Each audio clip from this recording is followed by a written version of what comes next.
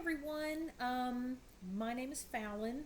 I am making this video because I just recently had UFE surgery, which is uterine fibroid embolization, to correct the growth of fibroid tumors. I'm making this for the Facebook group that I'm a part of because I felt that this would be the easiest way to get my recovery story and what happened to me during the surgery out there to the masses, because we have all been asking questions and chiming in on multiple posts, and I just felt like this would be the easiest way for me to give everybody feedback about my experience. So I've got some bullet points, so I'll try not to stray or go off on tangents, but I can't say that won't happen. So first of all, my reasons for having UFE over a myomectomy or a partial or full hysterectomy was because I didn't want to have a major surgery. Several years ago, we thought about having a myomectomy, but because of the fact that basically after tests and pelvic ultrasounds and CT scans, it was discovered that my uterus was basically made up of tumors. And if we did the myomectomy,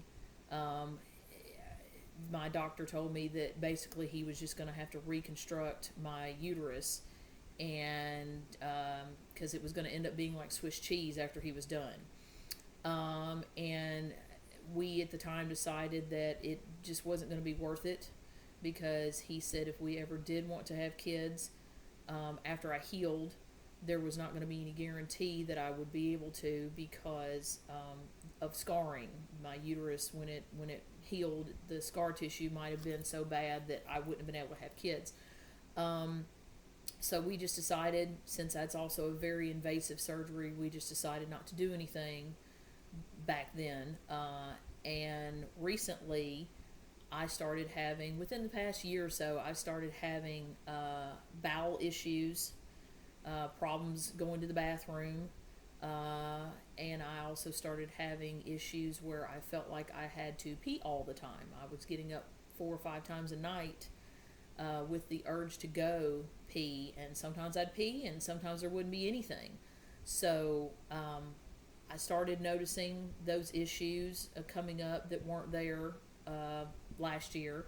So I said, you know what, I probably need to go and get these tumors checked out and see what's going on, because I was aware that I had them. I've known for years that I had them. Also, another thing that led me to wanting to do UFE was because every time I would go in to have a well woman visit, they were extremely painful. And of course, we all know those aren't comfortable, but they shouldn't be painful. Come to find out, it was because I might have had a little bit of endometriosis on top of these tumors. So, several reasons why I wanted to do something, because my health, I had no energy. I felt tired all the time. I never really suffered from some of the other ladies out there. They have horrible cycles where basically only a couple of days out of the month they're not having a cycle. I still had a 7-day cycle once a month, but it was very heavy, lots of blood clots, severe cramping, and I just thought that was normal. Thought it was normal. All my gynecologists that I ever went to said it was normal. And so not until I found out that I had these tumors did we know that that was the cause. So that was another reason, not as big of a reason as most people. So luckily I've been blessed with that. It's mainly the bowel and going to the bathroom all the time and just not having any energy and bloating. I looked like I was pregnant. Nobody likes to look like they're pregnant when they're not. So those were my reasons for having the procedure done, period, and choosing UFE, over the other procedures that are out there that can treat fibroid tumors. Next thing, the procedure itself. Um, it's pretty much like what everybody says. It's a breeze. They took me in. I had an 8 o'clock surgery appointment. I had to be at the hospital at 6 o'clock in the morning. They gave me fluids and antibiotics before. They gave me some Benadryl to, I guess, help calm me down, make me sleepy. It really didn't. And then they gave me something for nausea. That was because I was extremely nervous and very scared because this was my first and only surgery. Knock on wood, hopefully I won't have to have any more. So that's what they did before they put me in the surgery room. Once I got in there, I mean, it pretty much was textbook. It took them probably about 30 minutes to get everything set up, everything unwrapped, everything staged, so that once the doctor, made his incision and it was go time, everybody had everything lined up. It was super nice. They even let me listen to music overhead. They said that, what do you want to listen to? We usually listen to music when we do these procedures because they can be an hour or two. I believe mine was an hour and 45. So they let me listen to music, which I chose 90s alternative rock.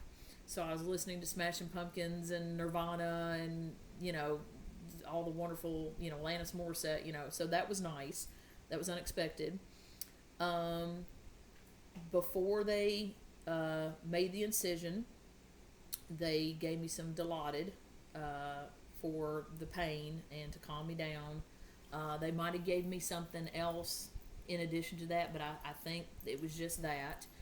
And the doctor, when he made the incision, which he chose to go through the groin versus the wrist, he told me that he was going to give me a series of 3 little tiny injections to numb the area before he made the incision. I felt the first one, but it was just no more than getting a shot in the arm. But the other 2 I did not feel at all. I didn't even know when he made the incision. But after he did that, he, ran the catheter to the femoral artery, and then of course went in behind that with another little teeny tube that was hooked to the syringe that had the beads. The whole time this was happening, I know sometimes people have said on the Facebook group that they fell asleep. I didn't fall asleep. I was awake the whole time. There was a huge TV screen where if I wanted to see the procedure, I could, because it was off to the side, because this is an MRI guided procedure. The MRI screen wasn't obstructing my view, and they didn't have a blind up or anything. But I really couldn't tell what they were doing. I could see my heartbeat and I could see my ribs, but once you got down into the pelvic area and where your intestine and everything is and all that, it was too dark and crowded for me to be able to see what they were doing. I thought that was going to bother me, being able to see the procedure on the screen, but Dilaudid is a wonderful thing. I didn't really care. I was just happy I wasn't feeling any pain. They also had me hooked up to a blood pressure cuff and a little oxygen thingy on my finger. And I'm not sure if other people's experiences were like this, but the operating room that they had me in, they of course had me on a long skinny table, and they had all the procedural stuff set up at one end. The doctor was over here doing his thing, but there was a huge room off to the side of the operating room where there was like 6 people in there monitoring my heart rate, my oxygen, monitoring, I guess, a bunch of different things, and they were watching. But they had computer screens in front of them, so I'm not exactly sure what all they were doing, but it made me feel safe, because if something were to happen, I had about 10 people watching me and being within 5 feet of me. But anyways, back to the procedure. I didn't feel anything until towards the end. The doctor told me it was about an hour and 45 that it took him to do this for me. But it didn't seem that way, and I didn't start feeling pain until after he was done. I started feeling cramps. Some of you ladies have said as soon as the procedure was over, you pretty much instantly started feeling cramps. I believe I did because I think they only gave me my first injection of Dilaudid at the beginning. So an hour and 45 minutes, yeah, it's going to start wearing off. So I did start immediately feeling cramps. Nothing worse than period cramps, but I was worried that they were going to increase in intensity the longer I let it go. So I requested for them to give me some more Dilaudid, and they did. Not a problem, because I still had to wait there in the operating room until they found a room for me. But they carried me back to the room. They monitored me for 2 hours. The nurse kept coming in and asking me what my pain level was out of 1 out of 10, how my nausea was. I really didn't have any nausea afterwards. I know some people said that they have, but I really didn't. Mine was just, I was feeling the cramps, and I had to go to the bathroom. And so, the nurses took care of me. Excuse me, everything went well.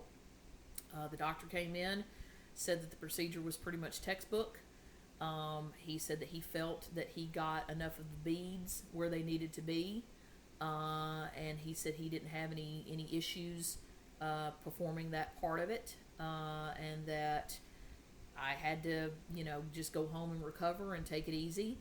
And that in 2 months, I would need to go and do a follow-up MRI and see, how it did. So one thing I forgot to mention, what type of fibroids I had. I told you that my uterus is basically made up of tumors, but I also had 2 very large tumors that were on stalks hanging off of my uterus. The one that was on my bladder and causing me bowel issues was 11 centimeters. And then I had another one that was kind of hanging off up the top, up underneath my breast and in between my breast and my navel area, according to the MRI, that was 14 centimeters. I don't really I think the 14 centimeters was causing me to have the pregnant belly because it was up high, but the 11 centimeter one was definitely causing me problems with my bladder. So before we had this procedure, because they want to determine whether or not it's going to be what they think the success rate is. My radiologist still felt like it was worth a try. He said, I can't promise you how much they're the ones that are hanging off on the stalks. He said because depending on what size the stalks are, kind of also depends on how much beads can get down in there. And he never really discussed with me how thick around the stalks were, but he said because of them being stalked off of the uterus, he said they may not shrink as much as you would like them to, and he said and they may. He said it just kind of depends. He said we wouldn't really know till we had the MRI, but he said the ones that are in your uterus, they're going to shrink, your uterus is going to shrink, and he felt pretty good about the procedure overall, even despite the fact that I had 2 very large fibroids hanging off. So, side note, I've been seeing some ladies in the group that say their doctors are just automatically going, oh no, your fibroids are way too big. You shouldn't even waste your time. UFE is not going to work. Go ahead and have a myomectomy, or go ahead and just have a hysterectomy and throw the baby out with the bathwater. Everybody has to have their own reasons. Mine, like I said at the beginning of this video, is I didn't want to have a major surgery. Myself and my partner have decided that if we, ever had children, we were totally cool with adopting. So we didn't want to not have a hysterectomy because we still wanted to have kids. I just didn't want to have a hysterectomy because I didn't want to be laid up for 6 weeks or more. And when I was doing research, there was a lot more trouble that people had after having a hysterectomy, be it a full or a partial.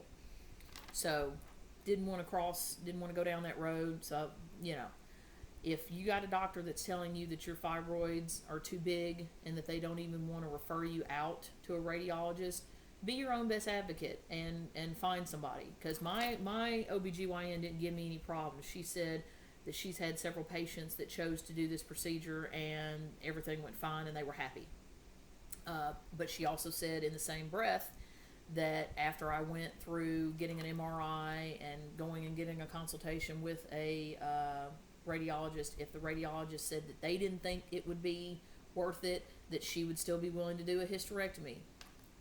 So on that note, do your research, do what you feel is best for you. Don't let your doctor discourage you, and don't let a radiologist discourage you, because I did see that a couple of ladies had went for consultations with radiologists, and they said that they didn't think it would do any good. So be your own best advocate. If you really feel like UFE is the best thing for you, fight for it, because in the end, it's your choice what you do. And everybody's healing differently. It's affecting, that's another thing I'm seeing on this page. Everybody's recovery is different. Everybody's outcomes are different. Some people are getting relief from their bulk symptoms. Some people are still having heavy menstrual periods. Some people are still having heavy cramps. And some people are like, man, my period is light. It only lasts 3 days. It used to last the whole month. Overall, I love it. I'm so glad that I did this. And, I had doctors telling me don't do it. So just trust your gut. Trust your gut. And I have seen that some ladies are doing UFE in preparation for having a hysterectomy, because, like myself, their tumors were way too big to go in laparoscopically, however you say that. It's too big to go in that way. So they were going to have a major incision to get the hysterectomy done. So they're choosing to do UFE first to try to shrink the tumors and get them down more manageable, so they could do the least invasive hysterectomy or myomectomy possible. So don't throw that out either as a possible reason to do UFE first instead of just going whole hog and getting a hysterectomy. Because I've also seen some ladies are saying that they did the UFE in preparation for other procedures, and the UFE ended up yielding better results than what they thought. And now they're deciding to not move forward with a hysterectomy. So, again, not to beat a dead horse, be your own best advocate, do your research, and just because someone tells you that your tumors are too big or they don't think it's going to work, seek second opinions. The next thing I want to talk about is the recovery. So they sent me home after the procedure, and of course they sent you home with, I think they sent me home with hydrocodone, they sent me home with a stool softener, they sent me home with, I think it's Toradol or whatever the hospital grade Tylenol is, and then they sent me home with something for nausea. So I started taking them every 6 hours, like the doctors said, and I took them all together. Even if I wasn't nauseous, I still took the nausea pill. Of course, took the stool softener, because we all know that opioids can cause constipation. And I took the Tylenol, and I took the opioid. For that first couple of hours, it was great. The pain medications worked. I went to sleep. The first 4 hours of the 6 hour window, I was great. I was passed out, put on some Netflix. It was awesome. The last 2 hours of every period, every 6 hour period, the hydrocodone started wearing off, and I started feeling the cramps. They were pretty bad. I'm not going to say that they were anything worse than I've felt before, pains. But I could see why they put you on narcotics for the pain. So what I have to say about that, if you can manage your pain with over-the-counter Tylenol, Advil, Aleve, or if they send you home with the medical grade Tylenol, do that. Look at my face. Do that. I am never going to take opioids ever again. I had a oral procedure where they removed my wisdom teeth several years ago, and I believe I took either oxycodone or hydrocodone for like a day or two. And I don't remember this happening to me. It might have been because I was younger, and as we get older, our bodies change. Because I think I was a preteen, 12, 13, 14 years old when I did this. I don't remember having this issue.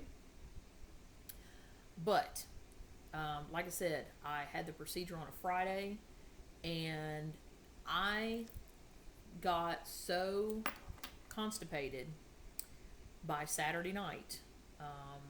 Do the math, I think that's like 3 or 4 or maybe 5 doses. I got so constipated by the following night after the procedure.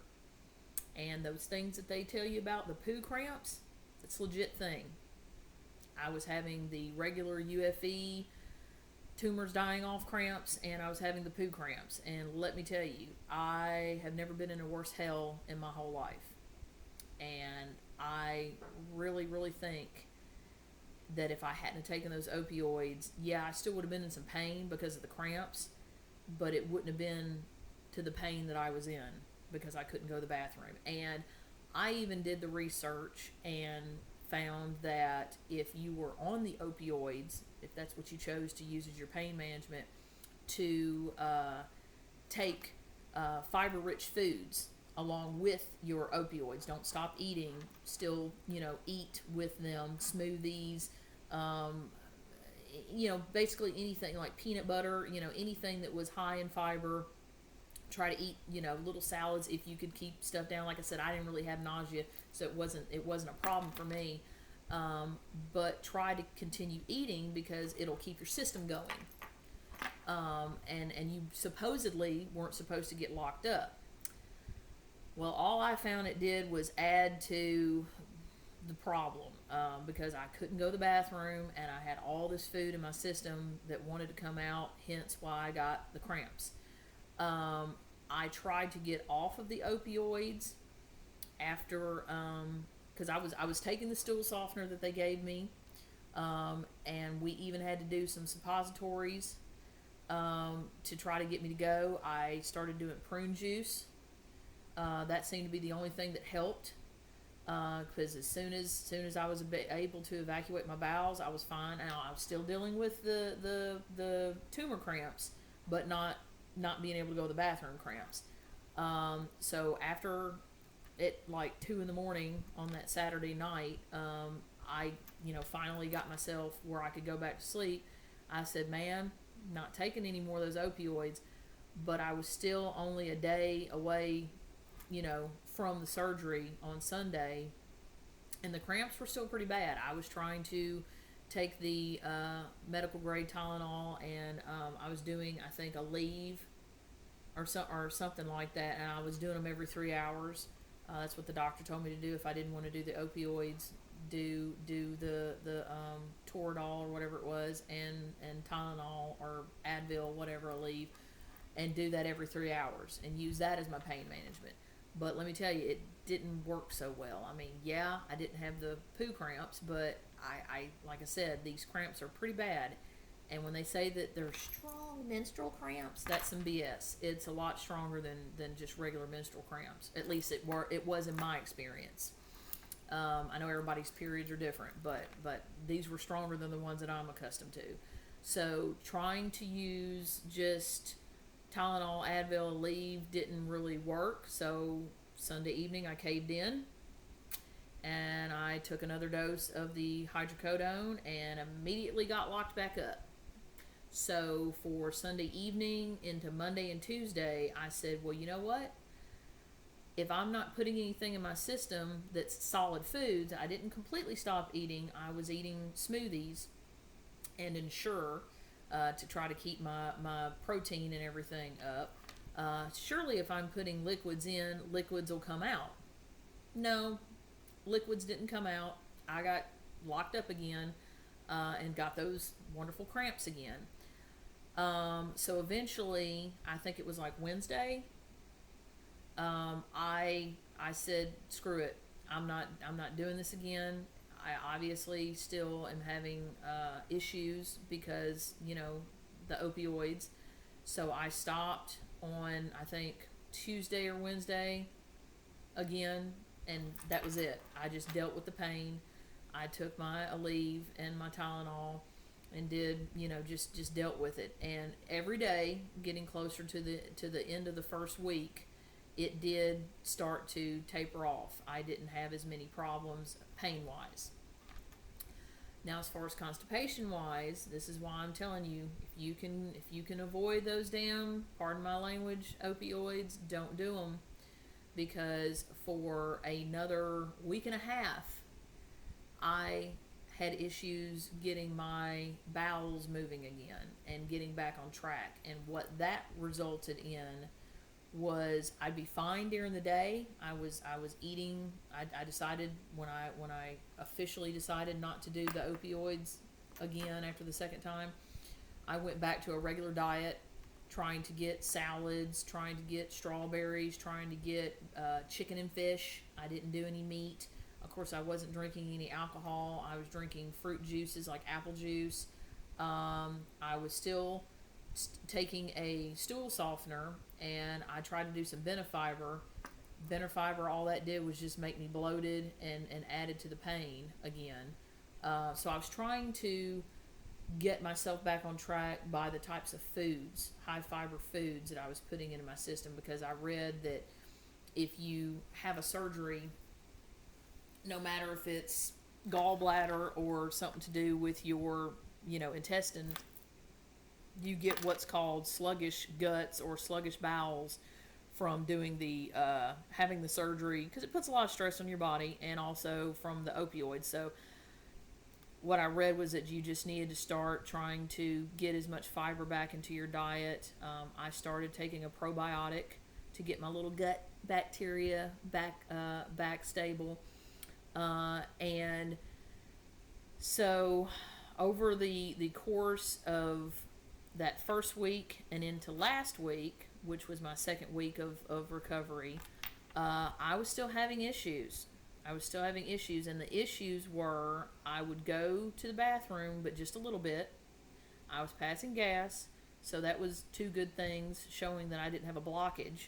But at night, I would get these horrible pains in my stomach, down below my belly button, and I could only sleep on my side. I could not sleep on my stomach, and I'm a stomach sleeper.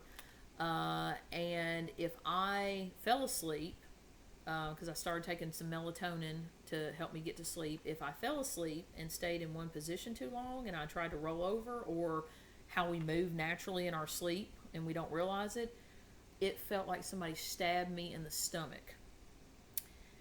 Now, I don't know if this was because of my bowel situation, or if this was because the large tumors that I had. Remember, I had one that was 11 centimeters and one that was 14 centimeters. If you read out there, there is some information that says when these tumors are dying, they give off gas. So I don't know if because when they were dying, they gave off gas, which my body was internally soaking up, for lack of a better term, or if it was because I had the sluggish gut and was still dealing with the opioids, because I took them for, I think, probably 4 days, both the first time and the second time, a total of 4 days. That stuff stays in your system, and apparently my system was very sensitive. So, it could have been a little bit from column A, a little bit from column B. But I don't want to find out if it, was from the opioids or not. I'm never taking them again. I will just, hopefully I won't have to have anything else in the future where I have to take narcotics for pain management. But if I do, I'm just going to leave them at the pharmacy, and I'm just going to deal with it. And we're going to do Tylenol and over-the-counter, painkillers that you would normally take, because that's been the worst part of the recovery. Not really so much the pain from the procedure itself, because that only really lasted a couple of days. And outside of the narcotics, I only really had pain that I felt was from the surgery on Wednesday and Thursday. Everything else from the end of that first week into last week has been because of the opioids and because I wasn't eating solid foods, I was eating liquid foods, and I had to get my digestive tract back going and used to solid foods.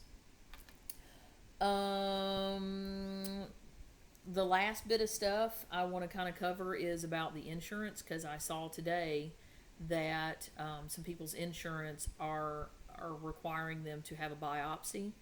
Um, I thought I was going to have one. I have United Healthcare. I thought I was going to have one, but apparently I didn't need one. But I did have to get a current yearly PAP.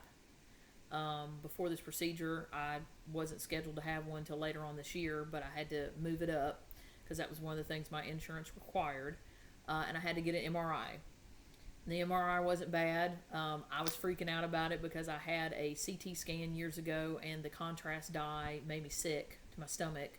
But the MRI dye is different apparently, and it didn't make me sick. It took forever because they had to run me through there 2 or 3 times. But that's something that you have to do. If you're claustrophobic, try to find you a MRI imaging place that doesn't do the whole tube. They do one that's kind of like this, so the top of it's open. Mine was a whole tube, but I'm not claustrophobic. But I know that might be an issue for some people, so ask whether or not it's an enclosed tube or if it's a C tube. I'm glad I didn't have to have the biopsy, because when I went to go get my yearly exam at my OBGYN, we were going to try to kill 2 birds with 1 stone, and she couldn't get to my cervix because of that 11 centimeter tumor. And what we thought we were going to have to do, if my insurance required it, is she said that we would have to check me into the hospital, and they were going to have to give me sedation, because when she tried to do it, oh my goodness, I was white knuckling the table, and it was awful. And she couldn't get to my cervix to take the samples. So she said they'd have to put me under a local in the hospital and in order for it to be done. So she said that if my insurance came back and said I had to have one, that she would have been more than happy to write a letter and say, well, I can't do it without her going into the hospital, XYZ, let us know what we need to do. But thank goodness I didn't have to have one.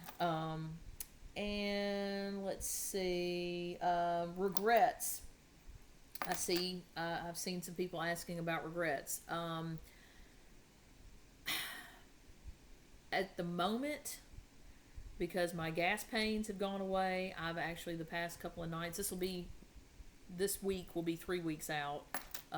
Tomorrow it'll be 3 weeks since I had it done. At this point, the only regret I have is taking the opioids. Because I don't feel like I have to go to the bathroom all the time, and when I do have to go to the bathroom, there's actually something in my bladder, which is why I have to go, because prior to this, I would feel like I had to go, and I would try to go, and nothing would come out. And now that my bowels are back moving, I'm not having those horrible cramps at night anymore, so I'm able to sleep the whole night through. So it seems like I've turned a corner in the last couple of days going into this 3rd week, or at the end of this 3rd week. But before that, yeah, I was kind of regretful, because before I had this procedure, I felt like I had to pee all the time, and my bowel movements weren't regular. But that's the way my life had been for, I don't know, 6-7 years. And considering what was going on the past, week and a half, and I didn't know whether or not this was going to be the new norm, I was regretful, because what was my life before UFE, I could deal with. I had been dealing with it. But if I had to still continue to lose sleep every night because I had stabbing pains, I at one point thought I was going to have to go to a GI specialist, because I just could not get stuff back rolling like it needed to be. and I thought this was going to be the new norm, and I couldn't live this way.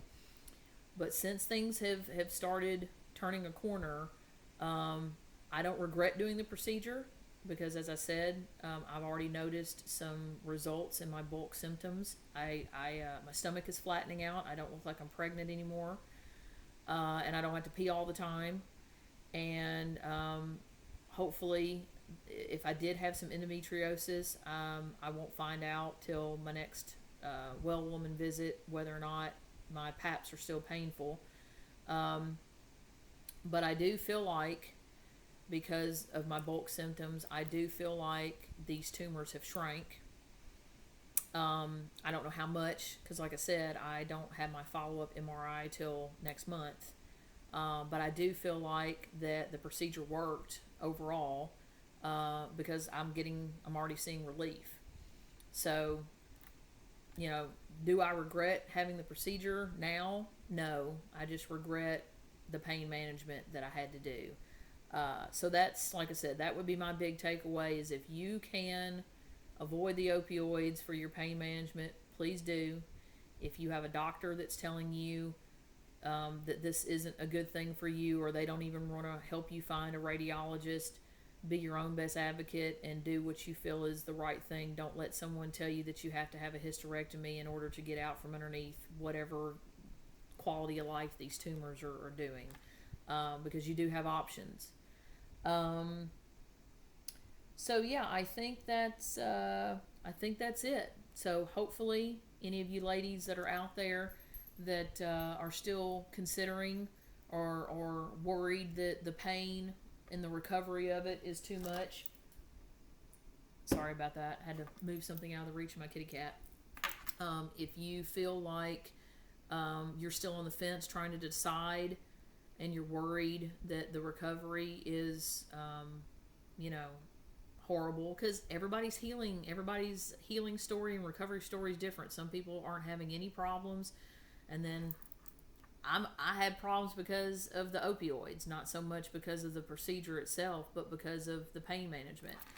I hope this video helps you, and I hope I didn't miss anything, and I plan on posting a link to this video, and after you watch it, if you have any questions, or if there's something that I didn't cover that you're wondering about, please feel free to post it in the comments. And if it was something that I had experienced, I will be more than happy to comment on it. But I felt like this was the best way for me to go through my reasons for having it, how the procedure went itself, how the recovery went, and how, almost 3 weeks out, how things are going. So thank you so much for watching, and I hope that, you get relief, because, like I said, I was lucky in my symptoms, but I know there's a lot of ladies out there that's got it way worse. So I hope, if you choose to go down this road, that you get the relief that you're looking for.